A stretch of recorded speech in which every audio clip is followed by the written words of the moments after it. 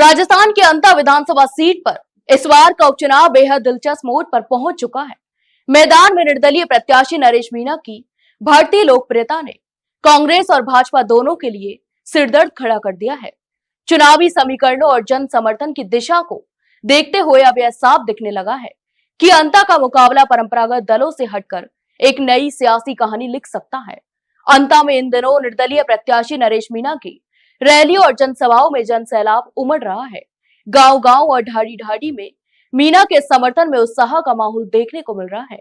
यहां तक कि आज भी नरेश मीणा की रैली में जोरदार प्रदर्शन देखने को मिला। भीड़ के जोश और नारों से यह साफ झलकता है कि नरेश मीणा अब अंता की जनता के दिलों में अपनी अलग पहचान बना चुकी है। मीणा ने अपने चुनावी अभियान को पूरी तरह से जनता से जुड़ाव और स्थानीय मुद्दों पर केंद्रित रखा है, चाहे वह किसानों की समस्याएं हों, युवाओं की बेरोजगारी या क्षेत्र के विकास की बात। मोरपाल सुमन को भारतीय जनता पार्टी ने अपना उम्मीदवार बनाया है, जिन्हें माली समाज का मजबूत समर्थन मिला। भाजपा का पूरा संगठन सुमन के समर्थन में जुटा हुआ है, लेकिन स्थानीय स्तर पर मतदाताओं का रुझान इस बार पहले से अलग दिखाई दे रहा है। वहीं कांग्रेस के उम्मीदवार प्रमोद जैन भाया, जो पहले भी विधायक रह चुके हैं, सचिन पायलट खेमे से जुड़े कार्यकर्ताओं और समर्थकों का एक बड़ा हिस्सा खुले तौर पर नरेश मीणा के समर्थन में खड़ा नजर आ रहा है। राजनीतिक विश्लेषक मानते हैं, यदि इस उपचुनाव में नरेश मीणा की जीत होती है तो यह सचिन पायलट की ताकत को और मजबूत करेगी। वहीं अगर कांग्रेस यह सीट हारती है तो यह प्रदेश की राजनीति में मौजूद नेताओं के लिए एक बड़ा संदेश होगा। कई जानकारियों का कहना है कि यह चुनाव सिर्फ अंता सीट का नहीं, बल्कि कांग्रेस के भीतर शक्ति संतुलन की लड़ाई भी है। अंता में इस बार मुकाबला त्रिकोणीय जरूर है, लेकिन ग्राउंड रिपोर्ट बताती है कि नरेश मीणा ने काफी पकड़ बना ली है। भाजपा और कांग्रेस दोनों के पसीने छूट गए हैं।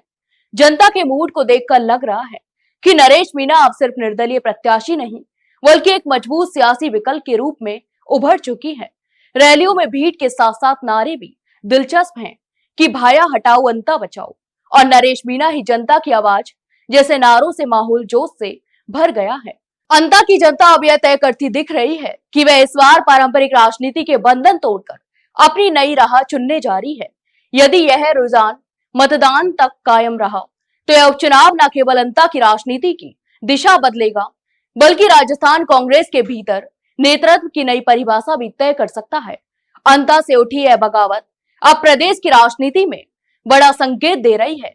नरेश मीणा की लहर सिर्फ उपचुनाव नहीं, एक नई शुरुआत भी है। तो आपकी इस पूरे मामले पर क्या राय है, हमें कमेंट बॉक्स में कमेंट करके जरूर बताएं।